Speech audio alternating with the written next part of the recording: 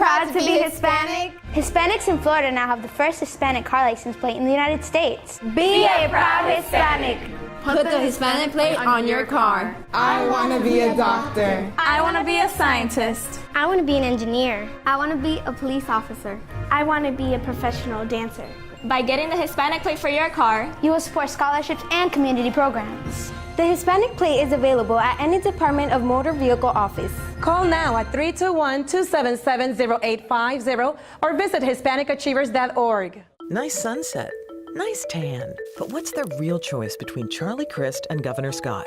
Charlie Crist slashed state education by nearly $1.4 billion. Under Rick Scott, education funding's at an all-time high. Governor Crist lost 800,000 jobs. Scott helped create nearly 600,000 jobs. Crist maxed out the state credit card. Scott reduced state debt by $3 billion. Charlie Crist, he's smooth. Rick Scott, he's the better governor. get ready for Latina. Like it or not. So that was not the first affair. There was 3 more. That I went after her and I beat her up where she got into the car and wouldn't come out. Were you naked? Yeah, getting all sexy and, getting my groove on. He actually got the fist and just popped me in the face. So tune in every Tuesday. We're gonna be here bringing it like it is from 10 to 10:30. Hi, I'm Danny Ramos, and welcome to this week's edition of Hispanic SpeakOut TV, brought to you on Bright House Cable every single week on Tuesday at 9:30 p.m. And don't forget that after this show is over, tune in to Latinas Like It or Not. You're going to have a good time because Latinas Like It or Not is a very candid show where we are talking about Latina issues. And that's right after this broadcast. Hi, guys. How are we doing? This is Jose Miranda. And Moran, how are you? Great. Psychologist, right? Yes, with among CORE, other things. Among other things? Yes. With CORE in Fort Lauderdale. CORE Centers The in CORE Fort Centers in Fort Lauderdale. Yes. And also co-host of And, our and brand you'll new see her program. in a half hour if you stay tuned, okay? Yes. We're going to kind of do a little promo, but she's awfully smart, so we bring her here too. All right, so let's talk about this NFL thing relative to the Hispanic community. Okay. Well, what's going on? And you know, when let me interrupt you a second. Before you started, you had some interesting stories going back about some football guys that exhibited aggression towards their spouses. Unintentionally, the NFL has opened up a whole bag of worms here on both spousal abuse and corporal punishment, which is now the main topic. But 2 players that come to mind, the Philadelphia 76ers had a basketball player who threw his wife out the house butt naked and let her run down the street that way. Another guy that comes to mind. So was she butt naked before she stripped, or he stripped her? No, he helped her out of her clothes. So he ripped off her clothes and then kicked her out of the house. And kicked her out of the house, right. And what was his penalty for that? I want to say that he got pretty much a slap on the hand, and even if he was fined $100,000 for a guy that makes $30 or $40 million a year. That's petty cash. It's petty cash, okay? The other guy that comes to mind is, I believe 1960, 1965, Jim Brown, football player for the Cleveland Browns. He unceremoniously threw his model girlfriend off the second floor story of a balcony and onto the grass knoll below them. He didn't know the grass knoll was wet. So she survived. Lucky for him, or else he would have been in jail for murder. For murder, right. He got fined $1,800. Okay. She did not pursue the charges, and on top of that, the $1,800 covered an assault on a police officer. In addition to that, following that, because of all his accolades, and he's a very famous football player, he was paid, continues, I believe at this stage, continues to be paid by the Cleveland Browns for leadership qualities for the up-and-coming young players. How nice. What do you think about that? And now what we're talking about, that's all led us all the way down the road to the next thing, which is with this guy who whipped his kid. Peterson. Whipped his kid 6 times with a stick. Peterson was raised in a family in the South, and I point out to you that statistically, some of the GMA polls that were out, that 70% of the American population believe in corporal punishment. 55% or better in the South believe in corporal punishment. And so in the South, for example, they use a switch. They will go out a switch and they cut up a tree limb or whatever they needed to do. Latinos use chancletas. They but a use chancleta is not a switch. or belts. A belt could be is a bad. belt, okay. They use a number of things. It depends on what's at hand. Yeah. That's how it goes in Latino families. But this whole thing came out of a discussion that across the United States is being discussed now. In your field as a psychotherapist and coming in contact with a lot of people, Latinos have been raised in a culture of, I don't know, I want to say retribution, but you know, if you mess up, I'm going to slap you. If you don't listen to me when I look at you straight in the eye and you don't get it, you're going to get it. It's very authoritarian, yes. Okay, so we're raised in a culture that's authoritarian. Do we break that cycle? Do we continue that cycle? If as I pointed out, most Americans believe in it. So what are we doing wrong? What are we doing right? Well, what we're lacking right now is the consistency. We're not consistent in the way we discipline. You know, yes, my mom used to look at me and that was enough. Right. But what is happening now is that the children are more defiant. You know, you look at them and that doesn't mean anything. Sure. So somewhere along the line, you know, we have become kind of like lax in our discipline style. Complacent, you're saying? Yeah, well, we feel sorry for the kids, and I usually tell my parents that I work with, any child, you know, 8 down, right. You need to tell them what to do. You shouldn't negotiate with them. What do you want to do? What do you want to eat? You know, things like that, because at that time, right. you know, you need to let them know that you're the parent. But what about a kid that's defiant? I don't care what you tell me. You know. Okay, like, you know, blow off. But it has to be, you know, it but has what do you to do? be Are you done. going to say, pretty papi, don't do that? Please, niño? No. Is that what you're going to do? You got to get control of the situation, yes or You no? have to control the situation, but it has to be when it's occurring. It's not, oye, cuando tu papá venga, you know, when your dad comes home. That used to be that. Because then you're telling the kid that, hey, mom is not No good, juice. Right. you know, and we have to wait for dad. Or there were some parents that will call the dad, talk to your son because he's misbehaving. Right. You know, it has to be consistent. When the rule is broken, you know, there has to be a punishment. It has to be, you know, what happened is that we're misusing punishment. Okay. And, you know, where do we draw the line between What's punishment to you? and... Because look, it failed in Danny. Look at it. Well, he's just totally lost. Punishment, I believe in removing something that they like. Okay. You know, but I was raised, you know, partly here, so I believe in rewarding. It's like a dog. If I tell the parents, do you have a dog? Can he pee outside? If you can teach your dog how to pee outside, then you have to teach your child how to behave. I'm sorry. And that's just how I think, you know, we've entered a different era, though, because there was an era, the era when we were young. That era, the family was more dependent upon each other for communication. And now, with all of these new gadgets that kids, they go away from the family circle, they're entertained and communicated with by themselves. They're totally entertained.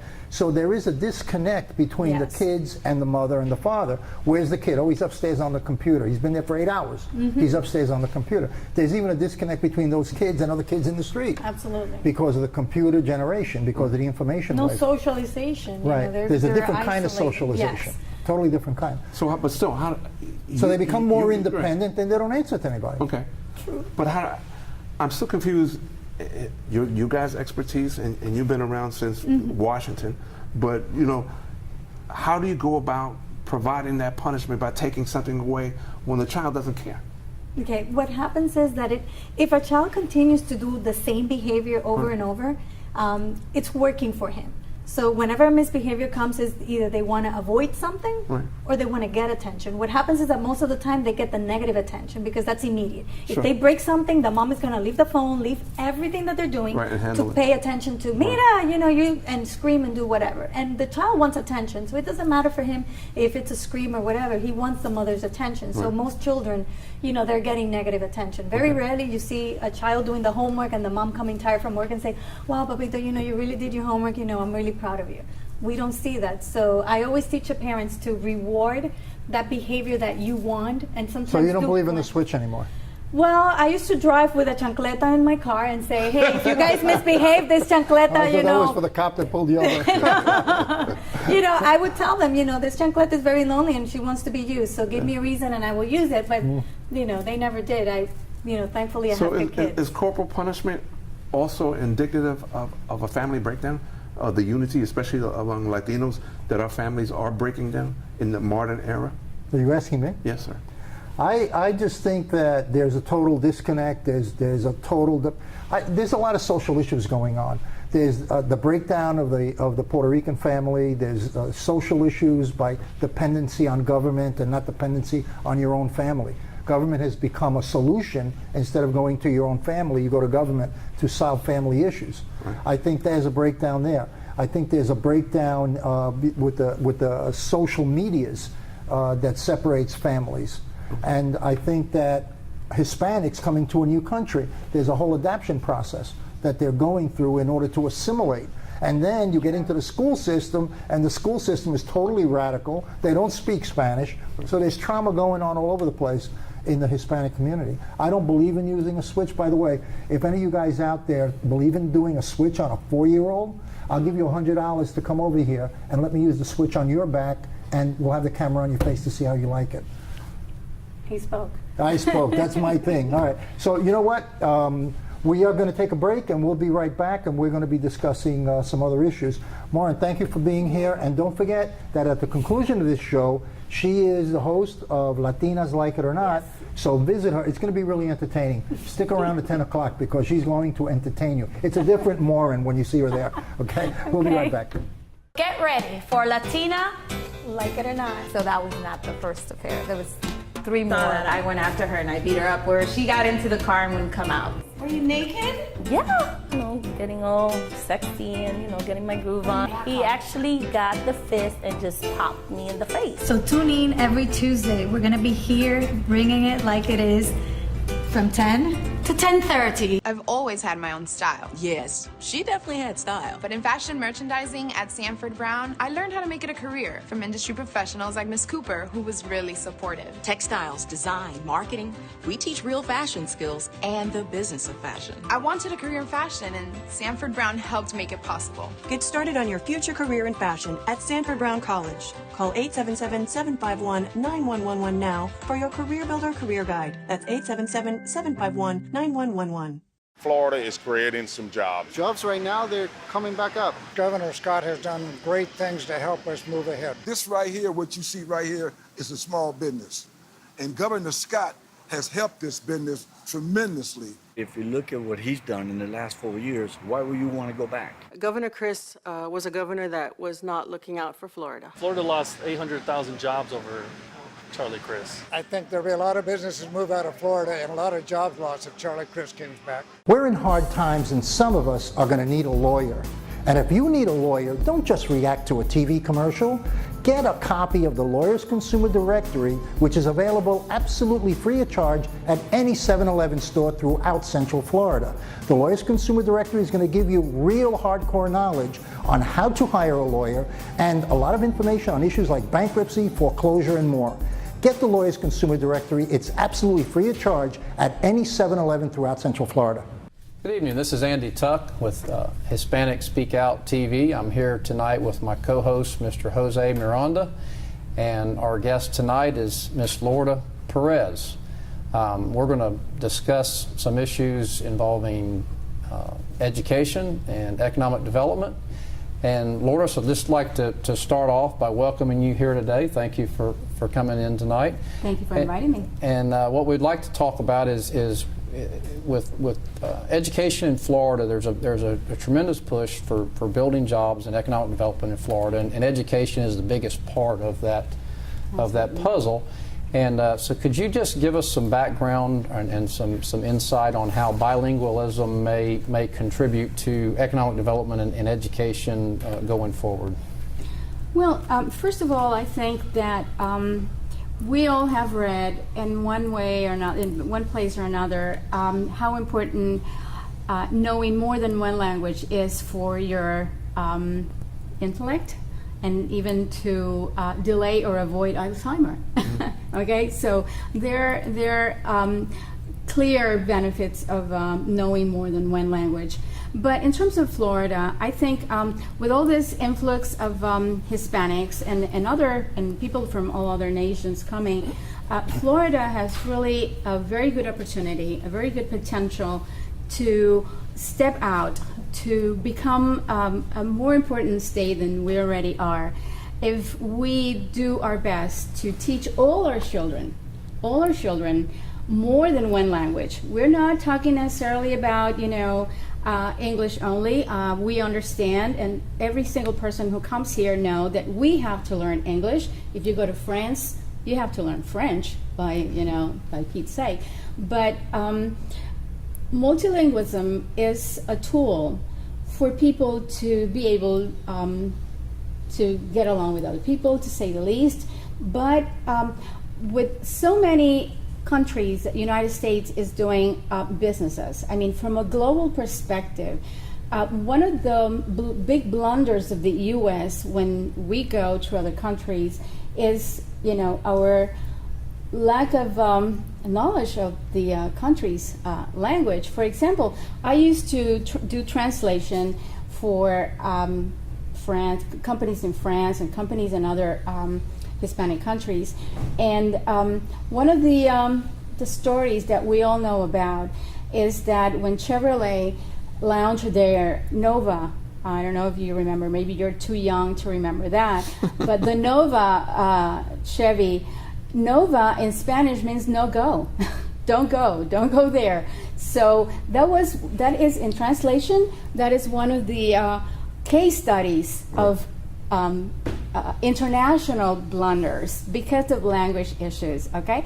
So I think that we should start talking not about bilingual education in Florida. I think we should start talking about a second or even third language for all our children. Let me tell you just a few numbers. We used to think that that English was the language most spoken in the world. I have news for you. It is not. The first one is Mandarin, with 1,917 people, 1,917,000,000 people speaking Mandarin, and the second language is Spanish, with 406 million people and growing speaking Spanish, and the third is English. I mean, we're still there. So what better way to expose, not to expose, but to put Florida forward, to present Florida to the world, than by educating our children in more than one language. So that's what I want to talk about today. Lourdes, how do you do that within a system that is being pretty much managed and cut?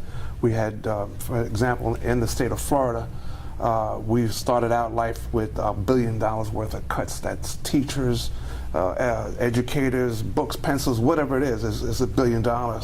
Now, if you have cuts in teachers, and teachers are the most dramatic effect on the students immediately, how do we combat that? And no matter what language you want to teach them in, how do we go and undo the climate that business first, education basically second, although we run around touting it as number one? Okay, first of all, I think we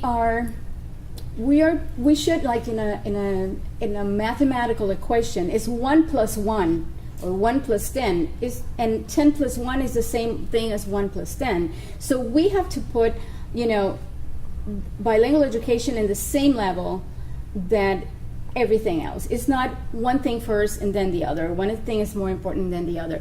But first of all, or second, I think we need to establish priorities, okay, in other areas. Like I was talking to Andy a little while ago. We should pay more to our teachers. But Florida is spending billions of dollars in testing. Okay, when we are better off if we spend more in our teachers. We need to professionalize the teaching career, the teaching profession.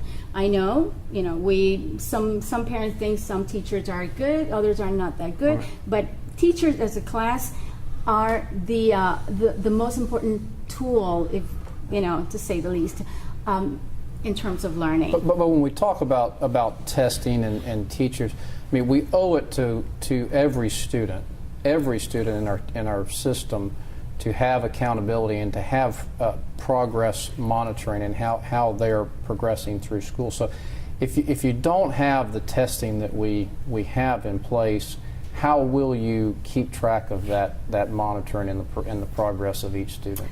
Well, I don't know about you guys, but I never took a high-stakes standardized testing like FCAT, and I have 2 master's degree, and I have taught at the university level, and I am very well educated. So that shows that we don't necessarily need, you know, the long schedule of high-stake testing that we have in this country. Right. When are our children going to learn? I mean, our children hardly have any time to learn. So what I was saying in terms of priority is, okay, you know, the funding that the money that we spend in testing, you know, we can spend less in testing and more in education.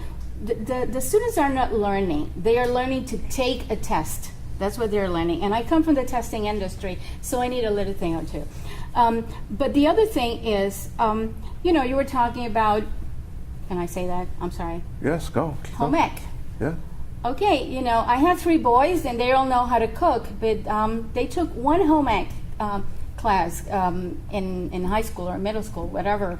You know, I think that we can spend our taxpayers' money better, okay? But to Andy's point, if there was going to be a test, I think you were saying, if we need to test at some point, where would you make that test? Would you make it at the beginning, at the end, the middle? What would you do? I think we need to do more formative testing. In education, formative is, okay, I learned this lesson, now I need to be tested on this lesson. So the teacher knows whether or not I learned the lesson. But you know, this high-stakes standardized testing, the tests that our children are taking these days, I don't know if you've been through that, but I mean, know about that, but they need to wait months before the results come. But what, to me, every test I ever took was high stakes. If I didn't pass it, I failed it. Right. So how do you decipher between high stakes and non-high stakes? Well, let's delete the word standardize, because we're talking about standardization in education. You and I might be brothers and sisters, and we don't learn the same way. Right. We don't learn at the same pace. We don't learn, you know, your visual and kinetic or you know, oral. We need to do more teaching adapted to the children. Okay, so testing, of course, testing after the lesson, and the teacher is the best person to test. I am a teacher by formation. I have a bachelor's in education from the University of Puerto Rico. So formative testing is a better accountable, more valid tool than a standardized testing. And the experts in education and measurement can tell you that all these tests that come from Pearson, ACT, or AIR, they are reliable because they measure, they do what they say they do, but they don't prove. They don't measure what they say they're measuring. Because if I take a test, how come the state is measuring your ability, making you accountable for the test that I take? Right. Okay. Okay. Well, Lourdes, thank you for being with us tonight. We're about out of time. I want to say thank you to my co-host, Mr. Jose Miranda, and we will be right back momentarily. Nice sunset. Nice tan. But what's the real choice between Charlie Crist and Governor Scott? Charlie Crist slashed state education by nearly $1.4 billion. Under Rick Scott, education funding's at an all-time high. Governor Crist lost 800,000 jobs. Scott helped create nearly 600,000 jobs. Crist maxed out the state credit card. Scott reduced state debt by $3 billion. Charlie Crist, he's smooth. Rick Scott, he's the better governor. Before I became a graphic designer, I thought I only needed to master the software. The computer can only do so much. But at Sanford Brown, Ms. McCarthy helped me develop my eye for design. She even shared her own professional experiences. The adventures of a real-life graphic designer. Prepare for your future career as a graphic designer at Sanford Brown College. Call 877-918-6444 now for your Career Builder Career Guide. That's 877-918-6444. Get ready for Latina. Like it or not. So that was not the first affair. There was 3 more. That I went after her and I beat her up where she got into the car and wouldn't come out. Were you naked? Yeah, you know, getting all sexy and, you know, getting my groove on. He actually got the fist and just popped me in the face. So tune in every Tuesday. We're going to be here bringing it like it is from 10 to 10:30. and welcome back to Hispanic SpeakOut TV. I have the pleasure of having Tina Caraballo. I might have to say it very slowly since I am not Hispanic. But however, she is running for Group 10 Orange County Judge position. I had the pleasure of meeting her very early on, where we as a page of Facebook became a live group, right? You're a part of that. Yes. And it was really fun because it gave us an opportunity to really find out the process of how judges are elected into their positions, which I found interesting because I would think as a judge, you would be voted on by your peers. I find it odd that, you know, you're voted by the people when we really don't know anything about you, right? I mean, that seems interesting that it's that way. Yeah, thank you, Glenda. A lot of people do not realize that judges are elected by the voters in Orange County and throughout the state of Florida. We have some judges that are appointed by the governor, but for the most part, our county and circuit court judges are elected. And so it is absolutely critical, and they're elected in the primaries. I'm moving on to the general election because I was in a three-way race, and while I won the primary, I did not win by more than 50% of the vote. Therefore, the top two vote getters are moving on to the runoff in the general election. And I think that's important for people to understand, because when I am a first-time voter, and I go out and tell everybody that I'm the poster child for the reasons that we need to go out and vote. I mean, you really can be a part of a solution. But the one thing that I think people don't realize, and there's such a low voter turnout, is they don't think the primaries are that important. Me personally, I feel it's very important. As we've talked about, I'm in foreclosure law. And I see a lot of these senior judges sitting out there with this, I don't want to say old-time mentality, but in a way I feel that way as a person just observing in the court. So it's refreshing to know that we can vote in people that are younger. And I asked you if you're going to stay for 30 years and you laughed at me and said, no way. But you know that you come in with a new, fresh perspective in law and what's going on in the world today. What are your feelings about that? You know, being able to come in with a new, fresh way of looking at law and things that have changed over the years. Well, I think that's really important, Glenda, and I do believe that I bring a fresh perspective to the bench. In the county court here in Orange County, many of our judges have criminal law background experience. And during the campaigning process, it came up frequently that I do not have a criminal law background, and how would that impact my ability to decide cases. So I think that it's a real advantage that I bring this fresh perspective to the bench. You know, judges are going to be required to make rulings on areas of the law that they have no experience with. We have so many areas of the law, it's just not possible for an attorney to be familiar with everything. So my background and experience in complex commercial litigation, construction litigation, my appellate work, my legal research and writing, I think all of those things have prepared me to take the bench and really make informed decisions. I don't go in there with any preconceived notions. I don't think I know it all, because I know I don't. Right. So I'm going to put in the work. I'm going to do my homework. I'm going to read the cases. I'm going to read the pleadings. I'm going to listen to the attorneys when they make the arguments. And I really think that I'll be a breath of fresh air on the bench and really beneficial to all the litigants utilizing our court system. Well, no matter how you look at it, I mean, law is complex, period. I mean, you read a law, you read a paragraph, and it's, you know, it takes a lot of studying and research to really understand the different laws that have been set forth.